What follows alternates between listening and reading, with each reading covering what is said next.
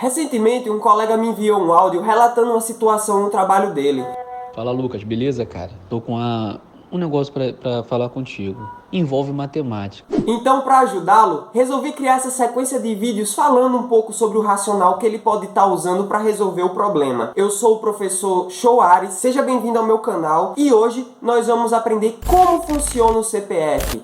Qual a matemática por trás do CPF? CPF é a abreviatura de Cadastro de Pessoa Física. Ele serve para o governo identificar o cidadão em território nacional no que tange seus bens, direitos e deveres. Dessa forma, é um documento indispensável para que você possa abrir contas bancárias, estabelecer vínculos empregatícios, receber benefícios do governo e, principalmente, pagar seus impostos. Então agora nós vamos visualizar o que é o CPF.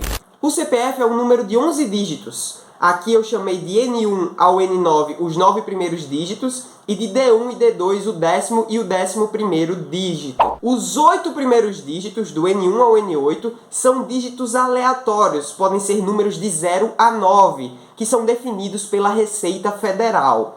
O nono dígito, o N9, ele é o chamado dígito identificador do estado de registro do CPF, ou seja, ele diz respeito em qual estado você emitiu o seu CPF. Como a gente pode ver nessa tabela, cada dígito representa a uma localidade ou região do país. E por fim, nós temos os dígitos verificadores. Esses dígitos eles são definidos a partir dos 9 dígitos anteriores. Ou seja, existe um cálculo matemático para defini-los. E é esse cálculo que nós vamos aprender agora. Então, para o governo gerar o seu número de CPF, eles utilizam a seguinte lógica. O nono dígito, o N9, é o primeiro a ser escolhido. Ele é um número que vai de 0 a 9 e diz respeito a qual região você está criando o seu CPF. Depois são escolhidos os outros 8 primeiros dígitos, ainda não utilizados por outro CPF da mesma região. Definidos os 9 primeiros dígitos, vamos então calcular o primeiro dígito verificador, o D1. Então o primeiro passo para a gente encontrar o primeiro dígito verificador é somar todos os dígitos anteriores de acordo com seus respectivos pesos. Como assim? Nós vamos somar o produto do primeiro dígito por 10, mais o produto do segundo dígito, N2, por 9, mais o produto do terceiro dígito, N3, por 8, mais o produto do quarto dígito, N4, por 7, e assim até o último dígito, N9, por 2, certo? O segundo passo, então, é pegar o resultado dessa soma e dividir por 11. Dividindo por 11, nós vamos encontrar o quociente e um resto. Esse resto pode variar de 0 a 10. E é esse valor do resto que será importante para a gente. Realizados os passos 1 e 2, podemos fazer finalmente o passo 3, que é definir o dígito verificador 1. Pegando o resto da divisão do passo 2, se o resto for 0 ou 1, o dígito verificador 1 será o número 0.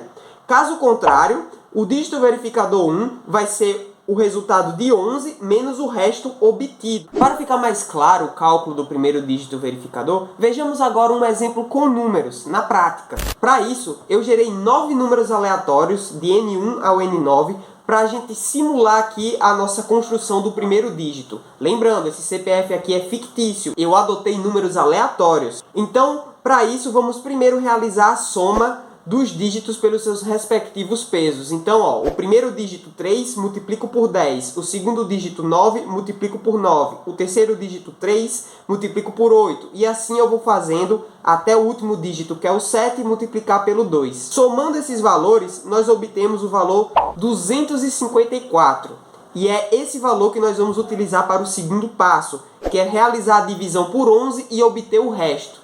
Dividindo 254 por 11, nós obtemos 23 e resto 1. Guardando esse valor do resto 1, podemos então analisar. Como o resto é 1, e nós sabemos que se ele for 0 ou 1, o dígito verificador será 0, podemos concluir que o dígito verificador será 0. A princípio parecia complicado, mas agora que a gente calculou com exemplos numéricos, ficou bem fácil de compreender. Sendo assim, vamos agora calcular o segundo dígito verificador. A mecânica é parecida, vai mudar apenas alguns detalhes. Então vamos lá? O primeiro passo é similar, a diferença é que agora nós vamos começar a multiplicar por 10 a partir do segundo dígito, ou seja, nós descartaremos o primeiro dígito. Então fica 10 vezes o segundo dígito, mais 9 vezes o terceiro dígito, mais 8 vezes o quarto dígito, assim até 2 vezes o dígito verificador número 1. Encontrado o resultado dessa soma, podemos partir para o segundo passo, que é dividir esse resultado por 11 e obter o resto. Obtido o resto, podemos então definir o dígito verificador 2. Se o resto for igual a 0 ou 1, o dígito verificador 2 é igual a 0. Caso contrário, a gente pega 11 e subtrai do valor do resto que nós obtivemos. Vamos então retornar ao nosso exemplo numérico anterior. No nosso exemplo anterior, nós sabíamos os 9 primeiros dígitos mais o primeiro dígito verificador. Vamos então obter agora o D2, o segundo dígito verificador. Então no primeiro passo, vamos somar os dígitos de acordo com seus pesos, começando a partir do segundo dígito. Então 10 vezes 9, que é o segundo dígito, mais 9 vezes 3, que é o terceiro dígito, e assim fazemos até 2 vezes o último dígito, que é o dígito verificador 1. Somando tudo isso, nós obtemos 266. Passando para o segundo passo, vamos dividir 266 por 11. Isso resulta em 24 e resto 2. Utilizando esse resto 2 no terceiro passo, nós podemos concluir que, como ele não é zero nenhum, vamos fazer 11 menos 2, para poder obter então 9. Então o dígito verificador deste CPF é igual a 9. E é dessa forma que nós obtemos os dígitos verificadores. Mas, além dessa regra, existe outra regra também para a composição do CPF, que é a seguinte: o CPF não pode ser composto pelo mesmo número, ou seja, CPFs como 000000, 1111111 e assim por diante não podem ser considerados CPFs. Como o CPF é um documento importantíssimo para que você possa abrir contas bancárias, declarar imposto de renda, participar de programas de governo, por exemplo, é importante que você não erre o número de CPF ao cadastrar esse dado no serviço que você vai utilizar. Dessa forma, com esse sistema de dígitos verificadores, fica fácil de que algoritmos e sistemas identifiquem quando o usuário está inserindo o CPF errado. Dessa forma, evitando maiores dores de cabeça no futuro. Então, para finalizar, gostaria de agradecer a sua audiência. Muito obrigado e tchau!